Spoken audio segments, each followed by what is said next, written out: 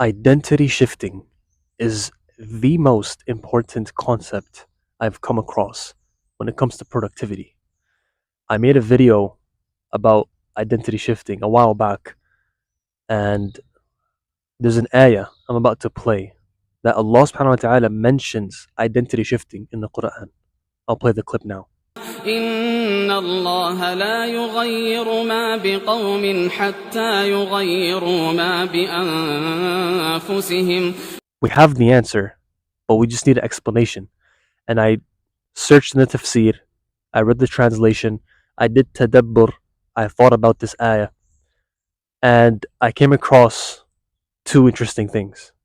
Your inner state changes when you go through a specific experience that Allah puts you through. Now, two examples, okay? Prophet Yunus alayhi salam, when he was in the whale, it was only then he made this specific dua, which I believe is La ilaha illa anta subhanak inni kuntu min al-zalimin.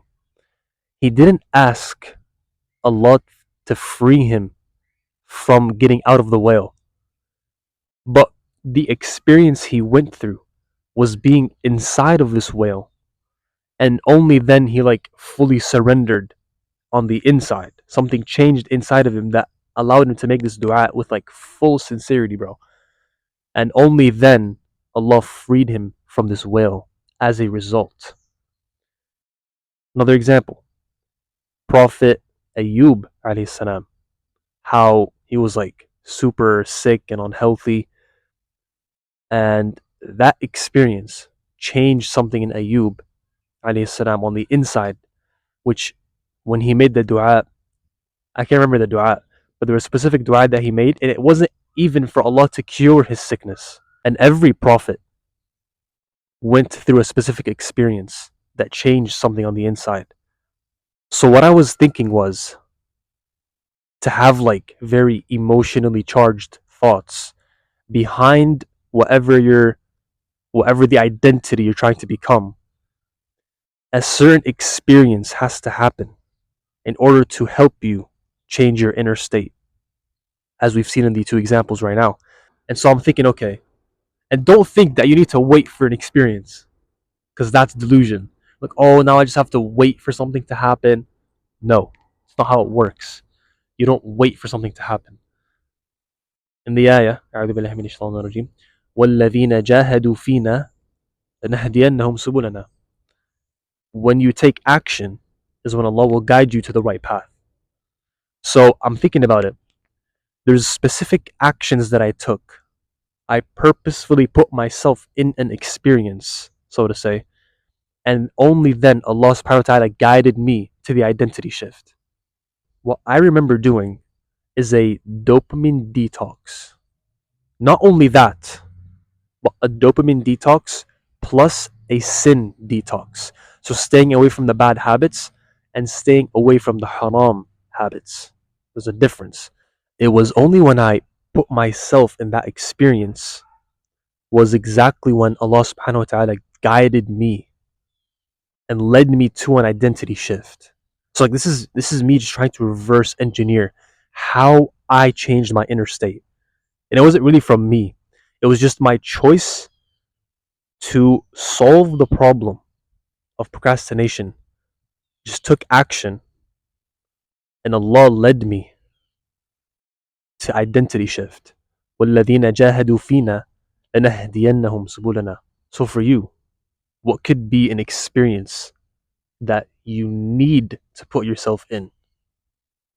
And it's not about waiting for this experience, because that's procrastination right there. You don't wait for the right moment. You make the moment right. It's interesting that it said if you feel arrogant to spend some time with the poor people, because that will humble you. The experience that you're putting yourself in is to spend some time with poor people, and as a result, you will change your inner state to being humble. So you have to purposefully put yourself in an experience to change your inner state that will wake you up to become a productive beast. And for me, It was dopamine detox for, and after the 30 days, after that journey of Allah is guiding me, up until it led to the identity shift. That was when I changed the inner state. That whole experience was the 30 days, which is very interesting. So this whole time I'm sitting here trying to reverse engineer everything. You just have to trust Allah. The test isn't just how hard something is or how difficult the situation you're in. The test is not only the situation you're in. The test is not the test the test is not only the situation that you're in.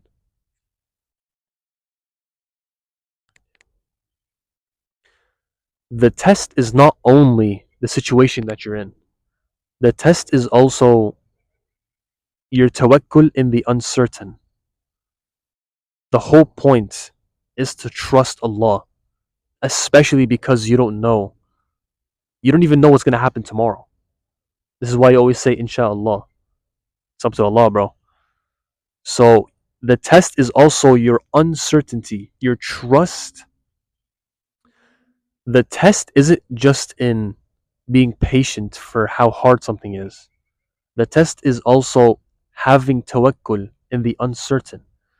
Yes, you don't know what's going to happen after you take a specific action or you make a specific decision, but you're just trusting Allah that He will guide you.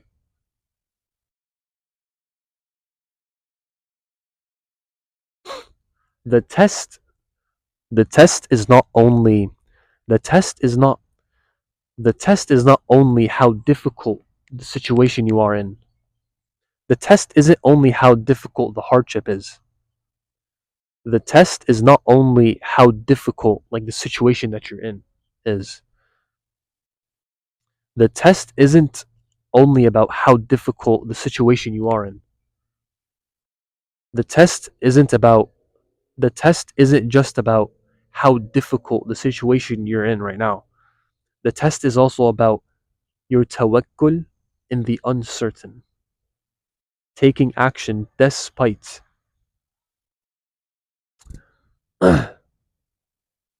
The test isn't just how difficult. The test isn't just about how difficult something is, like needing a lot of patience, like sacrificing your desires, sacrificing the bad habits, sacrificing your haram desires. It's not just about being patient and being patient with how difficult it is because it's hard. The test is also about your tawakkul in the uncertain.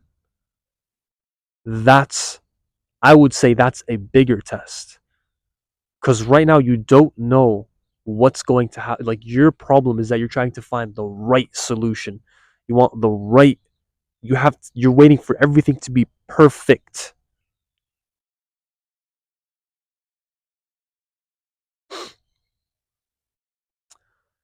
Because you probably think that, okay, you're making the decision, you want to change, nothing's working.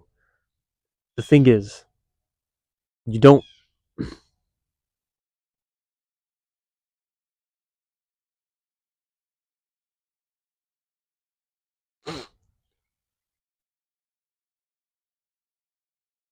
And that's, I'm gonna just cut all that off, cut everything off after I said the arrogant example. Because imagine being, like, imagine a person who feels a little bit of arrogance. Because imagine a person who feels a little bit of arrogance in his heart.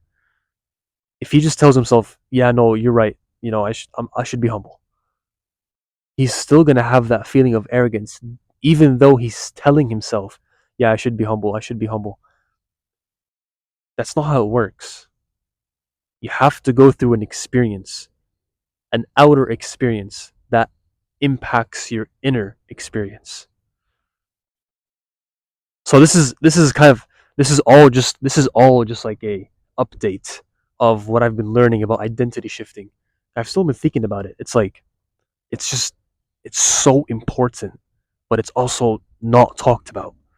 So I don't know if this is the final answer, but this is also like from my experience, this is what I've realized.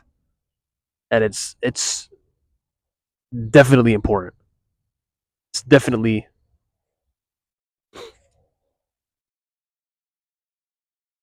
but what I've just told you is everything I've realized, and like I'm getting really close to the answer. And everything I've just told you, and everything I've just told you is like an everything I've just told you is like an update of when I last. Everything I've told you is an update of when I last made the video about identity shifting. And I feel like the next question is, how do we purposely put ourselves in an experience that will lead us to an identity shift? Because identity shifting is hard if you don't have the experience to go through. So, yeah, it's very interesting. This needs to be discussed because it's not talked about enough, especially because it is the fundamental concept. Like, with if I did an identity shift, I would not be where I am today. I would probably still be a bum. So, it's like this one thing. It's a mental puzzle that I'm trying to figure out, and I'm getting closer. So, inshallah khair. Do not buy into your emotions and justify with logic. Assalamu alaikum. So now I need this computer. Now I need this